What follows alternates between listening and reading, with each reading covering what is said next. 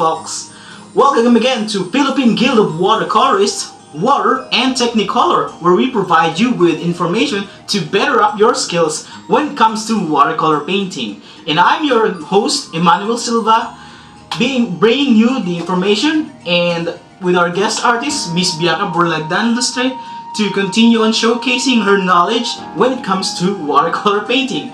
Now, we're going to discuss more about watercolors and masking fluids or masking techniques. This is done to reserve the white of the paper when you want a further processing or painting in your watercolor. This is quite difficult for first-timers because it involves using a medium called masking fluid, and it is quite a challenge. Even though I myself as an artist also encounter problems with this one. And well, some of you might not like doing masking techniques and you prefer to isolate your subjects or move around your subjects when you're painting in watercolor. But this one is really a helpful one if you want to, say, do the backgrounds first and then your subject. And it could also be a quite enjoyable process if you know what must be done and how, or if it is properly applied in your painting technique. So, without further ado, let's get our paints, brushes, paper, masking fluids, and let's get started.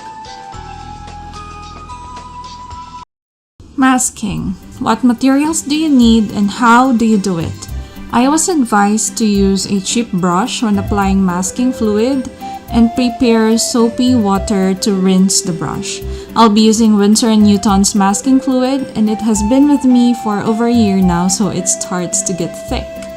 First, let's try masking tape. I often use this for the crisp borders around my paintings, but sometimes, when I'm up to it, I use it as an alternative for my masking fluid. You'll need a cutter or art knife to cut out the shape that you want. Mind your paper though, and make sure you won't cut out the paper along with the masking tape. Just showing this as an alternative for those who find masking fluid too expensive, like me. Next up, masking fluid. This is useful when you are trying to mask out a more complicated shape, like these petals. And it comes in different colors, but they all smell the same. Using it is pretty straightforward. Dip your brush, mask the area you want to protect, and every so often, rinse your brush in that soapy water. Let that masking fluid dry before applying your paint. When it dries, it has this texture similar to that of a dried glue. Then go ahead and complete your painting. Someone asked me, do I need masking fluid?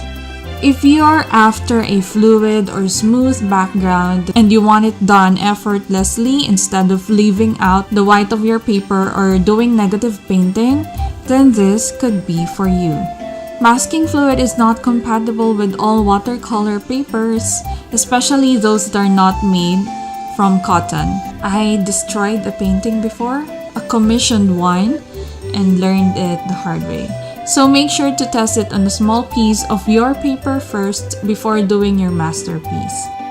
Can you put it over painted areas? Yes, absolutely. Though in my experience, it lifted up some of the pigment as well. But maybe it's just me. Or do you have the same experience? Before peeling off your masking materials, check if the paint is dry. There's another tool called rubber cement pickup which helps you remove the dried out masking fluid. But I don't have it, so I'll just use my finger and gently rub on it until I pick everything up. Careful though, because some of the darker pigments might get into your paper like what you see here. But I don't really care since the center of this flower will be dark. Now I'll just soften the edges so it won't look like a cutout too much. And I'm doing that with a synthetic flat brush using the lifting technique. Then I'll complete my sunflower. How long can you leave masking fluid on your paper?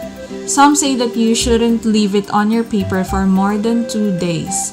Personally, when I apply masking fluid, I see to it that I remove it within the same day or the following day.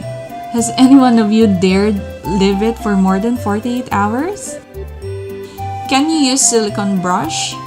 Other artists have found this a wonderful alternative than cheap watercolor brushes, and again, sorry, I haven't tried this yet. You can also use other applicators available on the market. I've seen others use a ruling pen, but I haven't tried it yet. Would love to. Let us know in the comments below how you apply your masking fluid.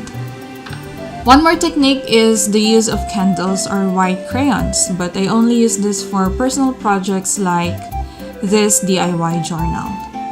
Which one's your favorite masking material, or do you know other ways to mask your paper? Let's have a friendly chat in the comment section below. Thanks! Thank you, Miss Bianca Borlagdan Lustre, for such a wonderful, informative,